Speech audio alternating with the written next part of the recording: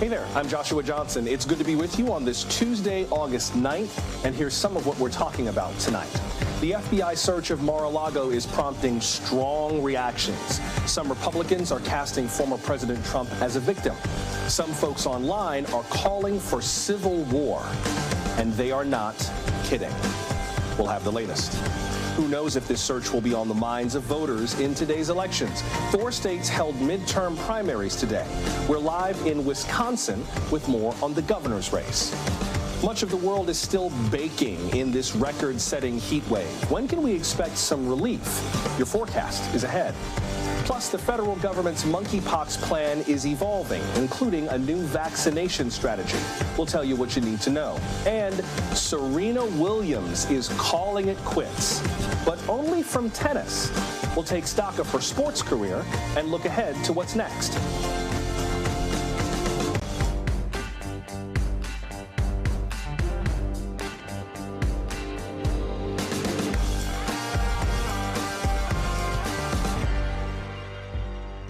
The president and the White House learned about this FBI search from public reports. We learned just like the American public did yesterday, and we did not have advance notice of this activity. That's White House Press Secretary Karine Jean-Pierre reacting to yesterday's FBI search of Mar-a-Lago. Tonight, we know a bit more about why the search happened. Materials from the White House have to be preserved in the National Archives when a president leaves office. That's governed by a federal law called the Presidential Records Act of 1978. Well, it seems that former President Trump may not have followed that act to the letter. Officials from the National Archives say 15 boxes of documents and other items wound up at Mar-a-Lago. They've since been retrieved. A senior government official says the FBI search was connected to the archives. The FBI has not commented on the search, neither has the U.S. Department of Justice, and we do not know whether White House documents are the only reason for what Mr. Trump called a, quote, siege, and in his words, an unannounced raid. We do know that he has not been charged with any crimes, and it's unclear whether the items the FBI took are part of any other investigations. NBC's Vaughn Hilliard is at Mar-a-Lago in Palm Beach with the latest. Vaughn, what is the latest that we know in terms of what the FBI was looking for and what the agents took? Right. I think, if I may, Joshua, there's a lot of things that we don't, frankly, still know, despite this search warrant executed being about 24 hours ago here. The Department of Justice has been tight-lipped here. What we know is that the Trump team's understanding was that the intent of the search warrant that was handed over to them that led these FBI agents to enter the residence, the private golf club of the former president here in Florida, was related to potential securing of classified documents, materials that were taken from the White House and brought here to Mar-a-Lago in those closing days in which Donald Trump left the White House to move down here to Florida in early 2021 here. We know that ultimately several boxes of documents and material were taken here, were seized from the former president's residence. He was not here on site. He was up in Bedminster, his golf club where he and his family are staying here for the summer. But there's a lot of questions as to whether that is the sole focus of this investigation or whether it's more broad and whether other documents were being sought as part of this inquiry. I appreciate you, Vaughn, couching what we don't know. Frankly, I think that's important to restate quite often because there are a lot of pieces of this that, as you said, authorities are being very tight-lipped about, and we don't want to get ahead of our skis in terms of characterizing what was taken. There's also the matter of what actually happened. The former president characterized this as a raid, said that Mar-a-Lago was under siege. Do we know anything more about the way this all happened? I mean, we knew last night, at least the Secret Service knew that the FBI was going to knock on the door at Mar-a-Lago. Right, and we know that the Trump team had had contact with the Department of Justice previously ahead of this. I mean, this is a story that came out first reported by the Washington Post several months ago, that there was interest from National Archives in these materials. That gave way to ultimately the Department of Justice investigating this matter here and ultimately leading to the search warrant being executed here yesterday. And I think that that is why you have heard not only from Democrats who have stayed away from commenting more broadly on this investigation, but even Republicans Republicans have scrutinized the decision by the Department of Justice to go forward with this search warrant here. But then you have also heard, though, from several to note, including the likes of Ted Cruz, Lindsey Graham, even Mike Pence, calling on the Department of Justice to immediately come forward, and Attorney General Merrick Garland, and to address what ultimately the probable cause was that the FBI had to go and seek this search warrant and ask for approval from a judge, the judge that ultimately granted it, that it was imperative, because this is unprecedented, to go and ultimately enter the home of a former president. You have heard from these Republicans calling on the Department of Justice to be more transparent about what they are looking for and why such an action would be taken. And I think it's important, especially under the context of the former president, who is mulling his own 2024 presidential run, and we're looking at 3 months away from these midterm elections here. He has turned himself into a political martyr and suggested to voters that not only is he under attack, but the entire so-called America First movement that he has helped helm over these last multiple years is under attack as well. And with regard to those voters, before I got to let you go, you're on the town of Palm Beach. Last night in the city of West Palm Beach, on the other side of the Intracoastal Waterway, some of the president's supporters and opponents gathered to kind of speak their minds. What's going on there now, and do we know where Mr. Trump is right now?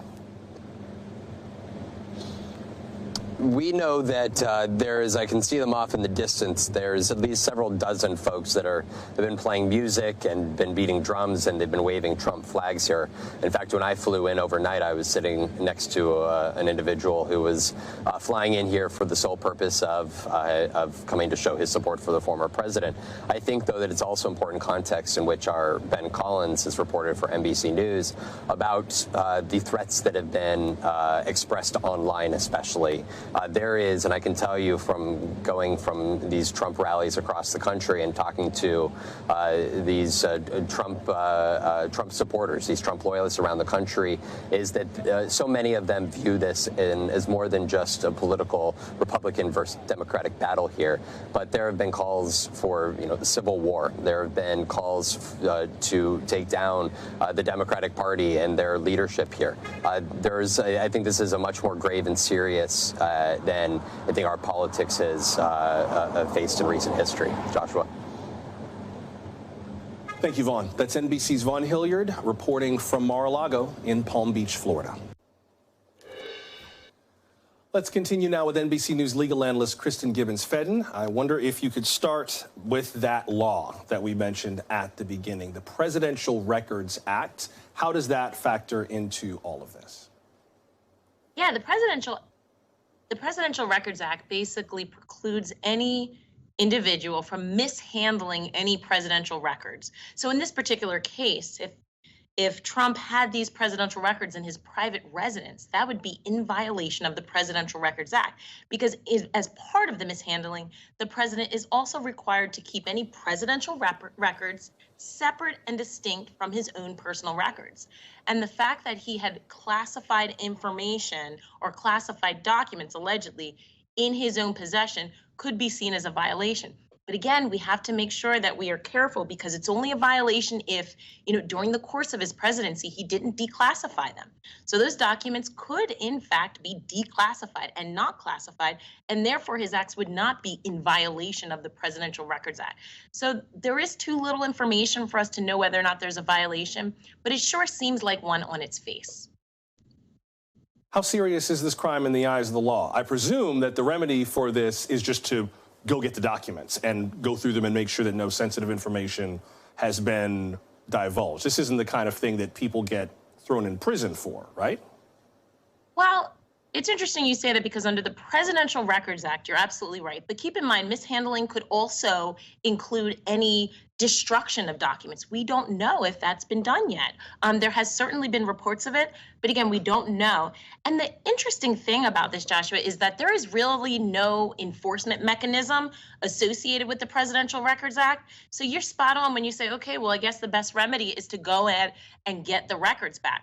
But that conduct could classify as misconduct under the federal laws, which could carry with it a criminal penalty. Specifically, sections 2071 and 1361 of the federal code prohibits the willful and unlawful destruction of U.S. property, which would include the records. So if there was some indication that these records were destroyed in some capacity, ripped or flushed down the toilet, then that particular conduct, as long as the intent, the requisite intent is proven, that willful and unlawful destruction, then Mr. Trump could face some type of criminal penalty. You mentioned that there was no enforcement mechanism. I guess that's why it was plausible for the FBI to be the one to serve this search warrant. A lot of people have talked about how unprecedented this is, but if there's no built-in mechanism to enforce the act, maybe the FBI was as good as any other agency to do this? Well, absolutely. The FBI would be the appropriate agency because they represent and they are the ones to go in and investigate any violations of federal laws. So even though there's no real enforcement mechanism such that if you violate the Presidential Records Act, you would have some type of penalty, just because that's absent doesn't mean that violating that law carries any less significance or weight. So the FBI would still be the one and the appropriate party to go in and rectify any violations of the Presidential Records Act. Keep in mind, violations of the of the Presidential Records Act could really carry with it national security concerns. I'm going to ask you a question that has no answer, but it's a question that everybody has been asking all day today and filled up a lot of column inches online and a lot of time on the air. A number of people are speculating that President Trump will race to declare himself a candidate for 2024 in hopes of somehow insulating himself from any kind of criminal wrongdoing from insert infraction here, whatever he might be involved in. How do you see that conjecture? Again, a question with no good answer, but it's being said now, and I think it needs addressing. So how do you see it? Yeah, absolutely. I think that, keep in mind, that protection, that decades-old DOJ policy, which prohibits indicting a sitting president, carries absolutely no protection for presidential candidates. So if, in fact, he does declare that he wants to be a presidential candidate, then the DOJ needs to think about whether or not they need to move forward or more quickly with any investigations that they may be having with regard to, Trump. They're investigating seditious conspiracy. They're investigating wire fraud. Then you have the states, Georgia and New York, investigating specific state violations. So all of those enforcement agencies really need to pick up their game and more quickly investigate if, in fact, there is an announcement. NBC News legal analyst Kristen Gibbons-Fedden, appreciate your analysis tonight. Thank you very much. You heard Vaughn earlier mention that some Trump supporters gathered in person near Mar-a-Lago after the FBI executed that search warrant.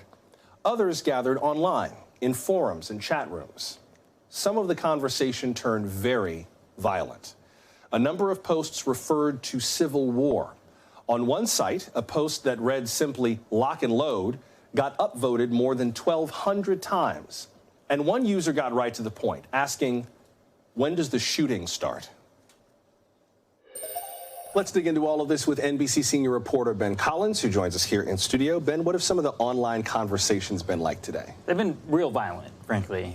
These are people who are very upset. This is the last straw for a lot of people in the militia movements and a lot of people who in the pro-Trump communities who believe that this is some sort of extrajudicial raid.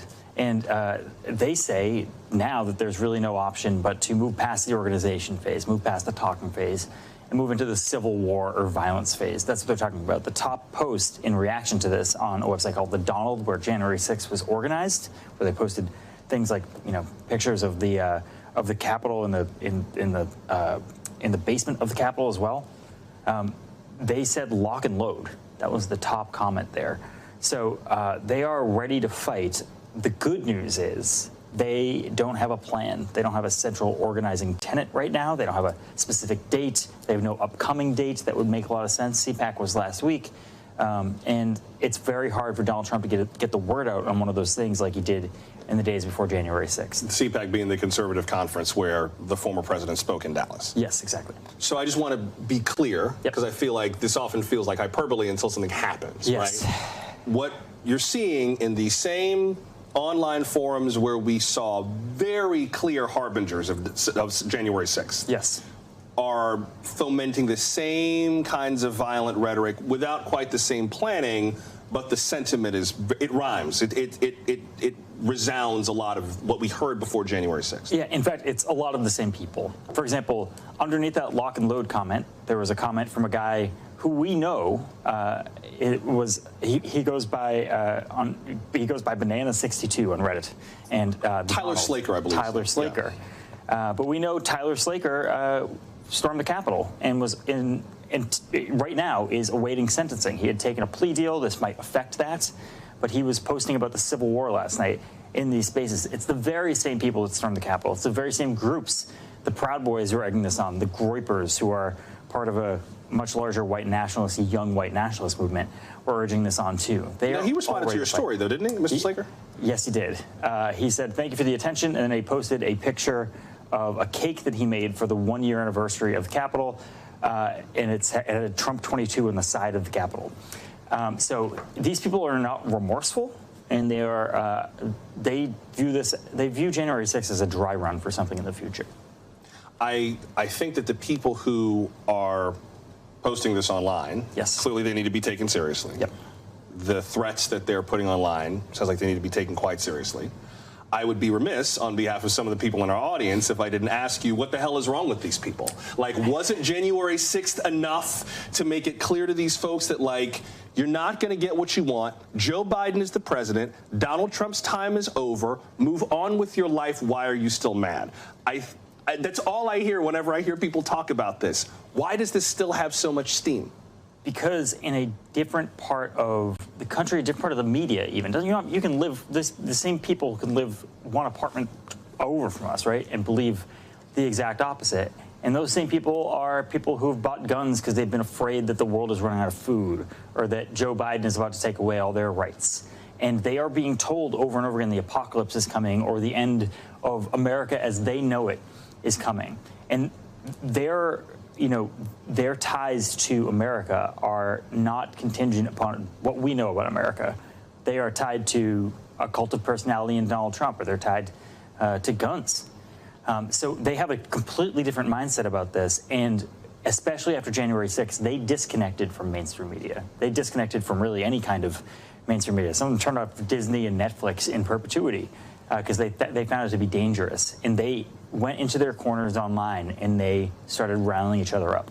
Can I ask a very basic question? I know I got to let you go in a second, but I know lots of people who have made very sweeping value judgments about the people that you're referring to. You're saying this based on having actually seen their posts over time before and since January 6th. This is not conjecture about what they think. They're saying this very explicitly. Yes, this is extremely explicit. And I will say there were times where they weren't. After January 6th, in the 2 or 3 months after that, they thought their spaces were being watched by the feds, and they quieted down. But now they don't care anymore. They are so upset, they assume they're on a website where the feds are watching them, and they still say it anyway because their opinion is they literally can't arrest us all. They can't arrest us all? Yeah. So do they have a sense of what would happen if they were victorious in all of this? Like, is there an end game? Yeah. Well, I don't know if you watched any of the speeches from CPAC where Viktor Orban, who is a fascist leader, frankly. Prime Minister of Hungary. That's correct, yeah. The rhetoric has changed. It's gotten a lot more violent. It's gotten focused on bloodlust, basically. It's focused on retribution against your political enemies. When they talk about clearing out the government, ending the Department of Education, clearing out all the FBI, clearing out all the cabinet positions and replacing them with much fewer people. And then from there, they want to go after their political opponents with the full force of law. That's the game plan. That's what they're projecting right now. That's what they say is happening right now. They want to do it in earnest. I know I just asked you this, but it'll blow your hair back to here, and I just want to be clear. This is what we are seeing online and not just conjecture about what might happen. NBC senior reporter Ben Collins. Ben, thanks very much. Thank you.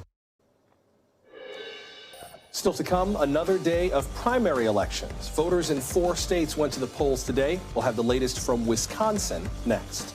And later, Serena Williams announces her retirement from pro tennis, but she says she has a lot more life to live. We're glad you're with us for Now Tonight from NBC News. 4 states are holding primary elections today. Voters cast ballots in Wisconsin, Minnesota, Vermont, and Connecticut. Wisconsin has a high-profile Republican race for governor.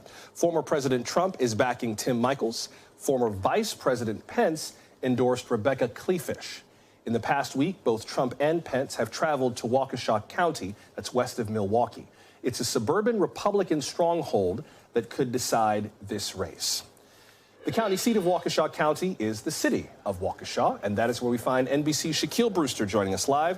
Shaq, tell us more about this GOP primary for governor, how competitive it is, and how Waukesha, the city and the county, factor into that. Yeah.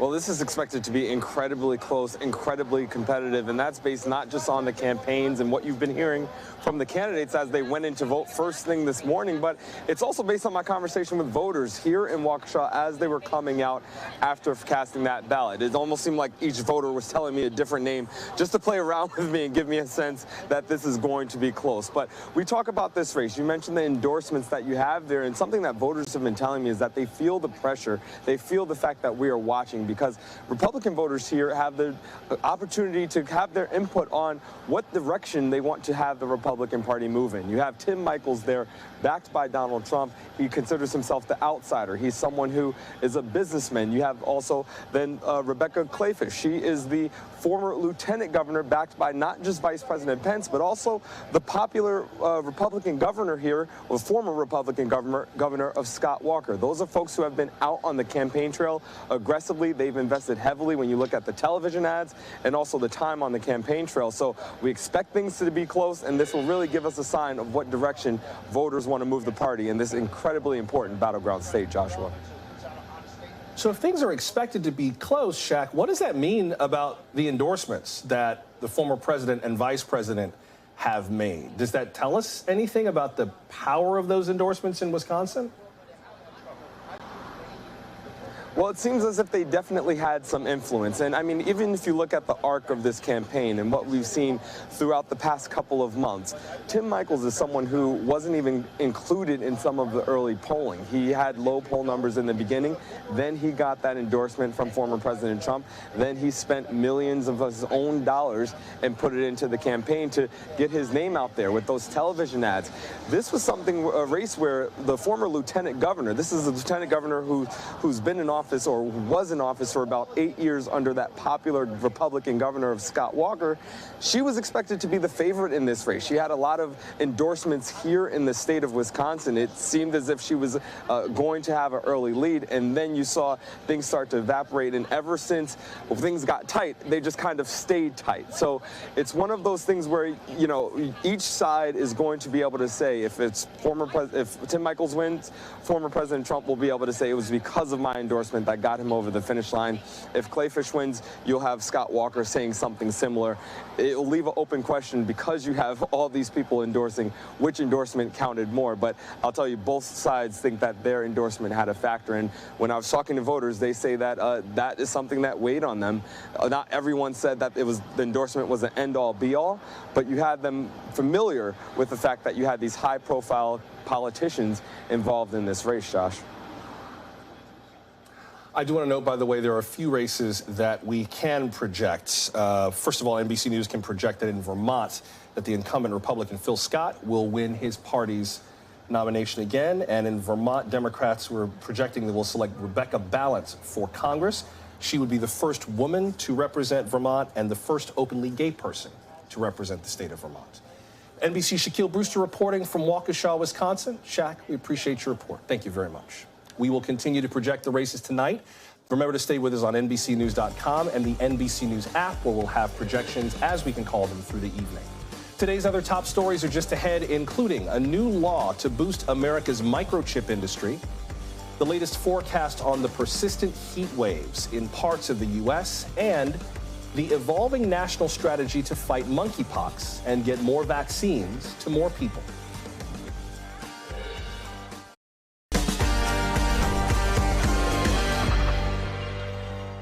Tonight's headlines begin with the weather. 44 million Americans were under various heat advisories today, but relief might be on the way.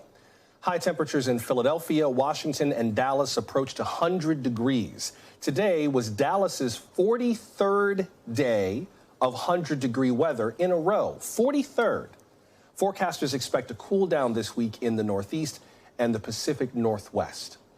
Meanwhile, 12 million people were under flood threats today. Yesterday, flash flooding hit Prince George's County, Maryland. That's near Washington. The heavy rain left cars stranded and forced emergency rescues. NBC meteorologist Bill Cairns has more on the forecast. Hey, Bill.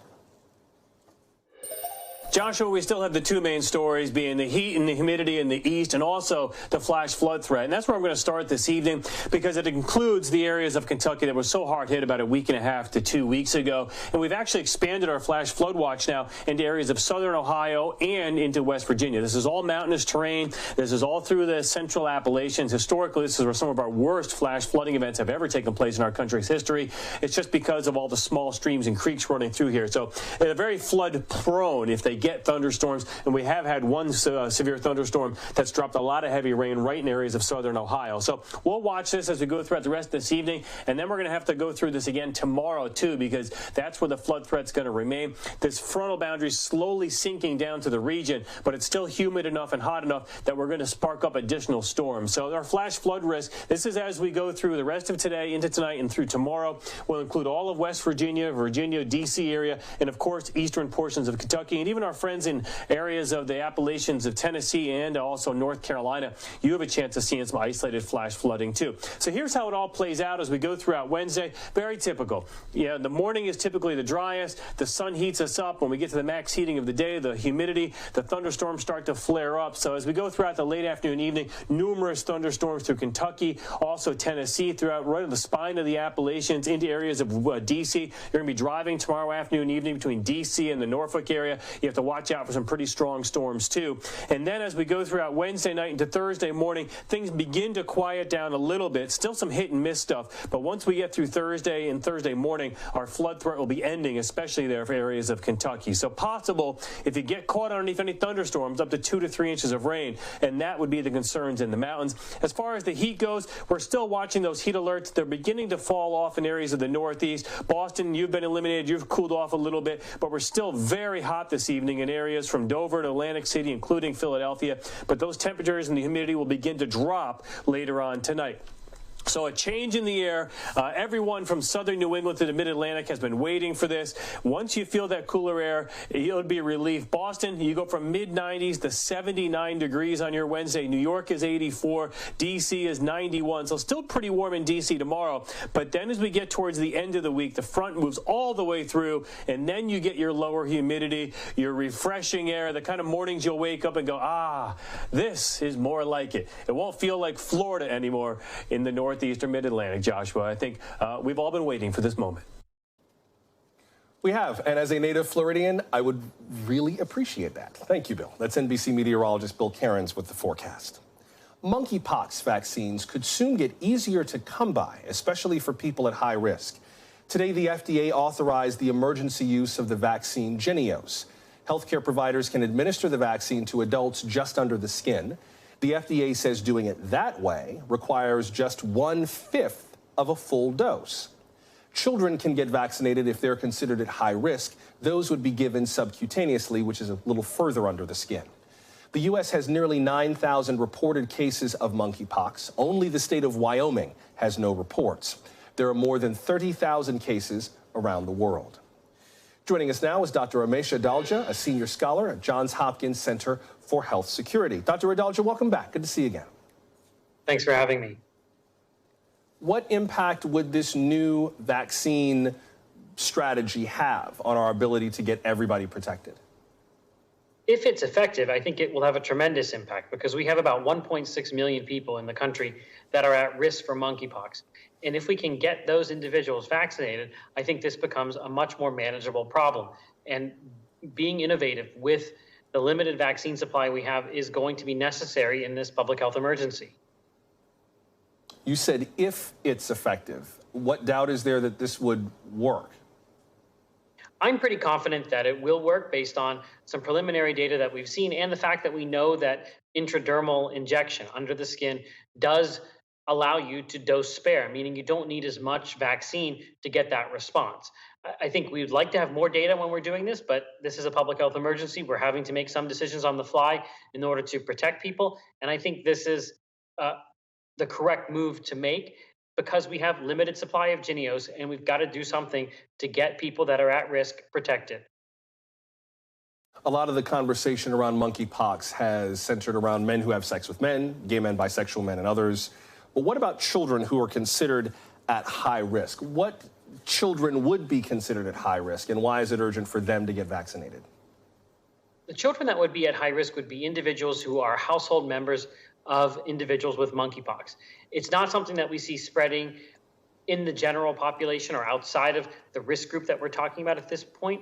However, we know that household contacts of individuals with monkeypox can get infected, and that can include children. We've had some children infected, and we know that children tend to have a more severe course, at least historically, with monkeypox than adults. So those individuals would be eligible for vaccination. We've used vaccination in children before, and I think that's something that has to be on the table when there are household contacts that have had significant exposures that we would want to protect with the vaccine.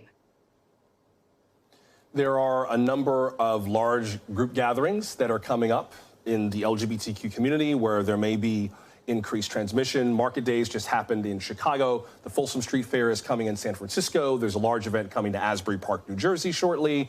And you've got colleges that are coming back into session. So you're going to have young adults in college settings where there may be risk of contact both through just close contact and through intimate contact, through sexual activity.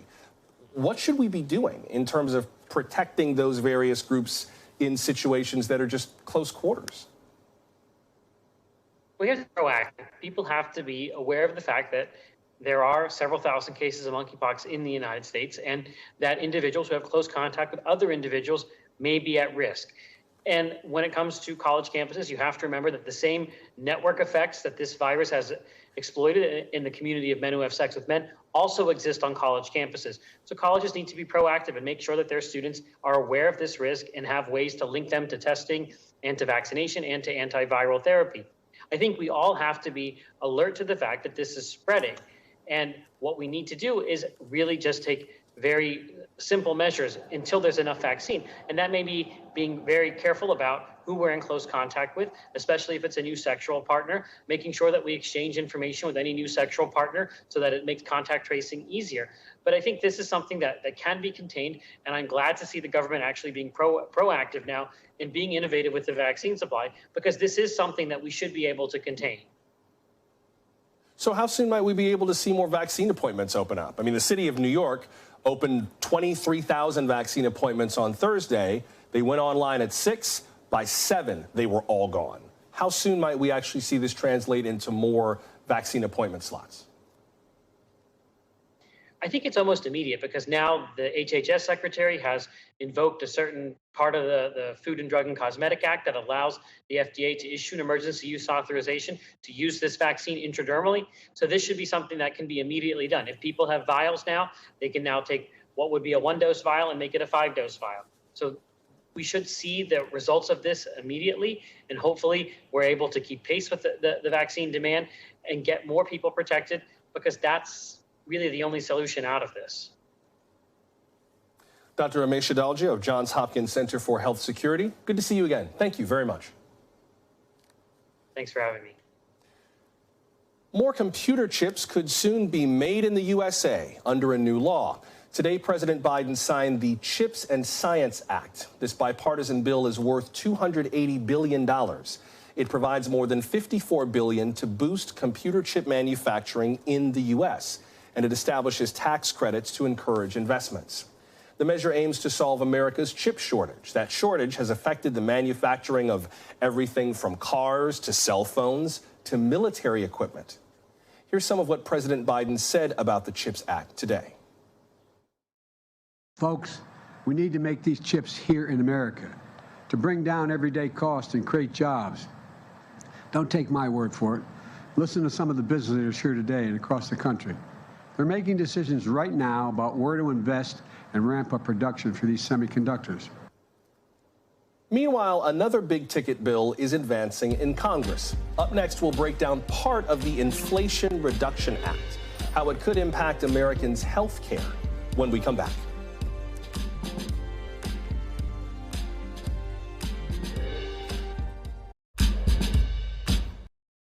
The Inflation Reduction Act.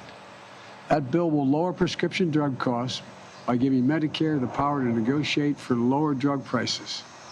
Lower drug prices. That's something the American people have been promised for years, for decades, and we're on the verge of finally getting that done. The Inflation Reduction Act addresses a lot more than inflation. It's also designed to remake parts of America's healthcare system. As President Biden said on Friday, the bill lets Medicare negotiate prescription drug prices for the first time ever. The government would begin negotiations for 10 medications by 2026. That would expand to 20 drugs by 2029.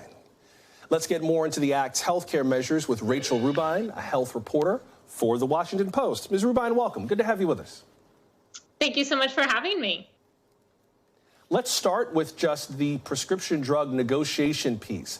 If this gets signed into law, that would be huge. This is something that some policymakers have been pushing for a very long time.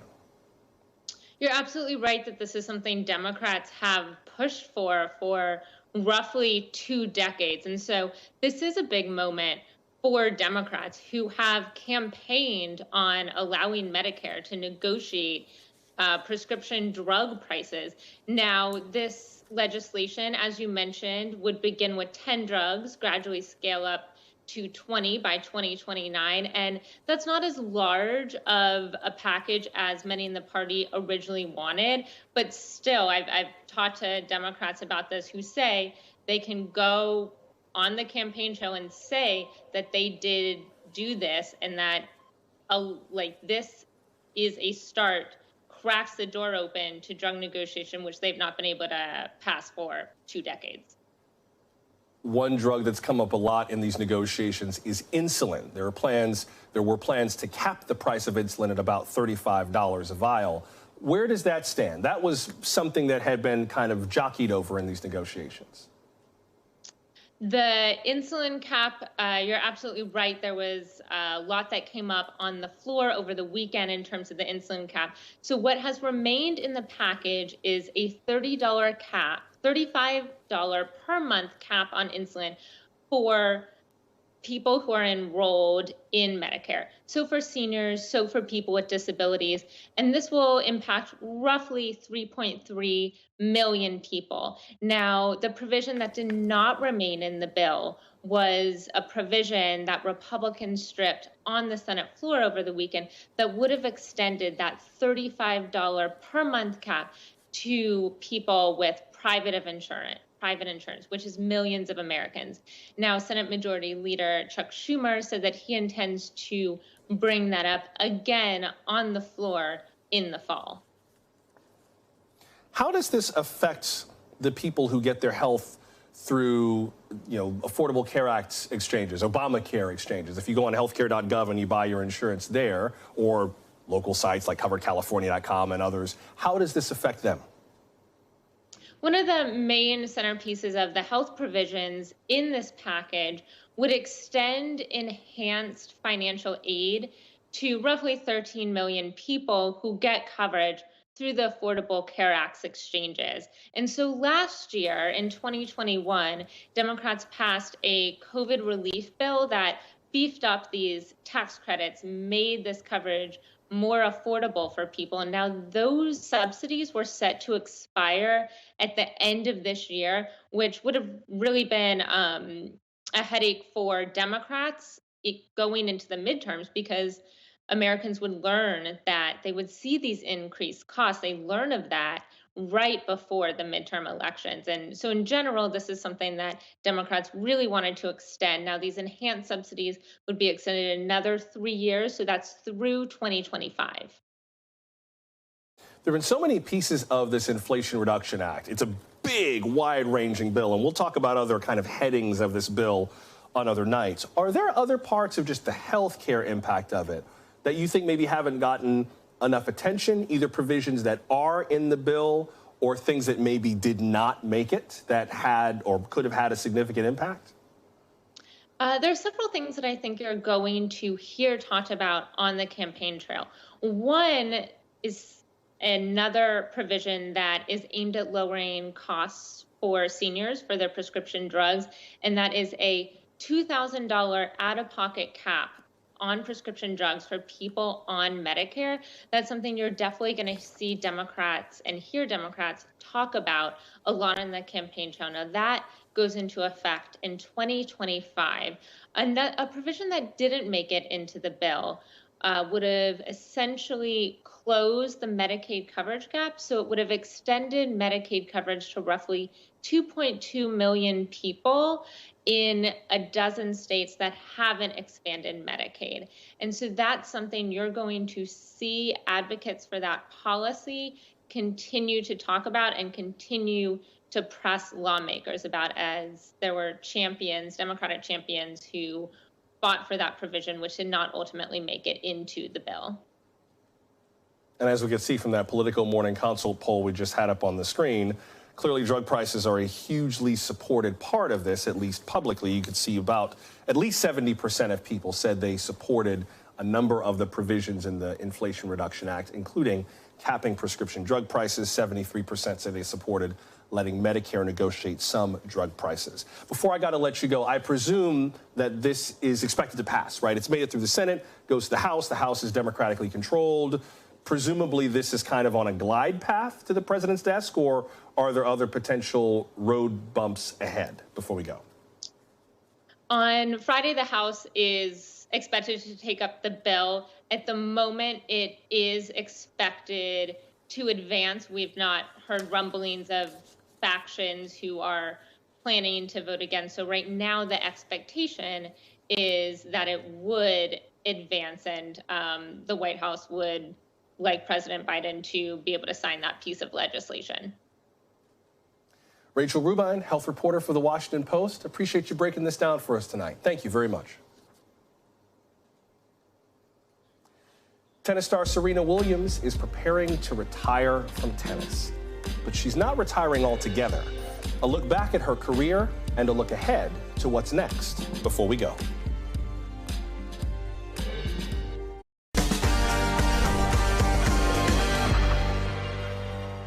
Tennis was never the same after Venus and Serena Williams reached the pros. What will it be like after Serena steps away? Today, she announced her plans to retire after the U.S. Open this month, but she's got other plans beyond her sport. In an essay for Vogue, she writes, quote, "The best word to describe what I'm up to is evolution. I'm evolving away from tennis toward other things that are important to me," unquote. This would mark the end of an all-time great career that started back in the 90s. Serena Williams has 23 Grand Slam titles so far, pending whatever happens at the U.S. Open. But she also has a 4-year-old daughter and her own venture capital investment firm. So it's easy to see where her focus is shifting. Joining us now is Jamie Lisanti, Assistant Managing Editor at Sports Illustrated. Ms. Lisanti, welcome. Good to have you with us. Thanks for having me tonight. I gotta say, it's hard hearing that Serena is stepping away. She's just been such a constant, but the way she articulates all this in that Vogue piece, it's easy to understand where her head is at. Here is one more excerpt of what she wrote. Quote, "There's no happiness in this topic for me. I know it's not the usual thing to say, but I feel a great deal of pain. It's the hardest thing that I could ever imagine. I hate it. I hate that I have to be at this crossroads," unquote. What about this, the pain that she might be feeling about what she described as this crossroads? Where's that pain come from? Yeah, it's so interesting. For me, this was a look into just how competitive and how fierce Serena really is when it comes to her tennis career. You know, she wrote about how the retirement would be the end of this story that we all know, which is the young Black girl from Compton, you know, who just wanted to play tennis. And I think she really, like you said, is really distraught by the thought of the word retirement just because of its association with coming to an end, right? So the thought of ending everything that she has built in tennis is really just so emblematic of this tireless drive that she has for the sport and for competing and for wanting to be the best at what she does. She also talked about the role that gender plays in her decision. Here's part of what she wrote about that. Quote, "I never wanted to have to choose between tennis and a family. I don't think it's fair. If I were a guy, I wouldn't be writing this because I'd be out there playing and winning while my wife was doing the physical labor of expanding our family. Maybe I'd be more of a Tom Brady if I had that opportunity," unquote. Serena Williams has been very vocal about the role of gender in pro sports. The country has kind of caught up with that conversation in the last few years, thanks to the Me Too movement. But how do you see gender factoring into all of this? I mean, Serena has been this woman who has defined what an athlete could be, never mind just a female athlete, a woman in sports. And so for her to be so candid in this essay that she wrote about, her struggles and what she had gone through in order to continue her career when she became a mother, it really just speaks to how difficult it is for a female athlete today. As you said, she points out that if she was a man, that this would be a very different decision for her. Maybe the path of her career in these last few years would have been very different. She was doing this before she even became a mother, winning the 2017 Australian Open when she was 2 months pregnant, and many didn't even know. She wrote about playing through breastfeeding and postpartum depression and how she kind of continued to develop her career even while raising Olympia. And, these are all things that men's tennis players or men athletes, frankly, don't always have to deal with. She's showed us how to be bold as a woman. She showed us how to wear what you want, no matter what people say, and how to thrive and strive for more, despite all the setbacks. And so she's really set an example and, shown so many women that we can do it all. And, I think she's going to continue to do that even beyond, her tennis career at the end of this month. Let me get to 2 tweets from viewers with reactions to Serena Williams' announcement. Tammy Vine tweeted, "It's not a surprise. We all knew it was coming, but that doesn't make it any easier. I'm in tears after reading her article. Tennis won't be the same without her. I feel privileged that I was able to watch her play live a couple times." And B. Moore tweeted, "I'm a casual tennis fan and golf fan, but when Serena and Tiger played, it was must-see TV. I understand her moving on to pursue other things given the impact on her body to play tennis. She has options, and it's understandable. Good luck in her next phase." B. Moore, Tammy Vine, thank you both for commenting tonight. What do we know about what her next phase will be after she is retired from tennis? Well, of course, you mentioned Serena Ventures, and I think that is something in terms of her career, business-wise, that she's going to be focused on. But, she also revealed her desire to expand her family and to continue to be a mother, to Olympia and, maybe another child down the line. And I think, hopefully we will still see her have an impact on the sport in some way. I'm not sure if it will be, whether it's a coaching or mentoring situation or perhaps even a broadcasting. But I know that whether it's with Serena Ventures or in another way, she's going to find a way to continue to have an impact on this sport, particularly because of, what she desires for Olympia. But I think she said that Olympia is really wanting a little sister. So I'm sure we'll see her work on that first. You touched on this before. I know I got to let you go, but there's one more excerpt that kind of touched on what you said in terms of her kind of iconoclastic way about being a pro tennis star. She wrote, "I'd like to think that thanks to opportunities afforded to me, women athletes feel that they can be themselves on the court. They can play with aggression and pump their fists. They can be strong yet beautiful. They can wear what they want and say what they want and kick butt and be proud of it all," unquote. Appreciate you coming on to talk this through with us. Jamie Lisanti, Assistant Managing Editor at Sports Illustrated. Thanks very much. Thanks. Have a good one. About the Inflation Reduction Act. We'll keep explaining it as this week goes on. Feel free to reach out on anything we discussed tonight. We're at NBC Now Tonight on social media. You can always leave us a brief but brilliant voicemail. That's 888-575-2NBC, or email us nowtonight@nbcnews.com. Also, I'm looking at our election sites. We've got some more projections to make in the races in 4 states tonight. So go to NBCnews.com or the NBC News app for the latest on the results from tonight's primaries. We're also following the continuing political fallout from the FBI search warrant. Senator Chuck Grassley, Republican from Iowa, says he spoke to the director of the FBI today, so that story will also keep materializing. We'll follow it all, but until we meet again, I'm Joshua Johnson. See you tomorrow. Good night. Thanks for watching our YouTube channel. Follow today's top stories and breaking news by downloading the NBC News app.